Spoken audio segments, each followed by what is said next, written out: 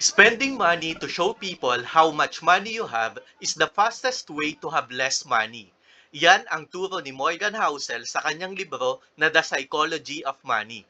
Halimbawa, meron kang 5 milyon at ikaw lang ang may alam na may ganyan kang halaga sa iyong bank account o investment portfolio.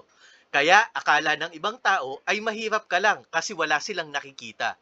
Pero kung gagamitin mo ito para bumili ng bahay sa halagang 3 milyon at sasakyan sa halagang 1.5 billion, iisipin ng ibang tao na, ay ang yaman mo naman. Pero ang totoo, meron ka na lang 500,000 sa iyong bangko o investment account.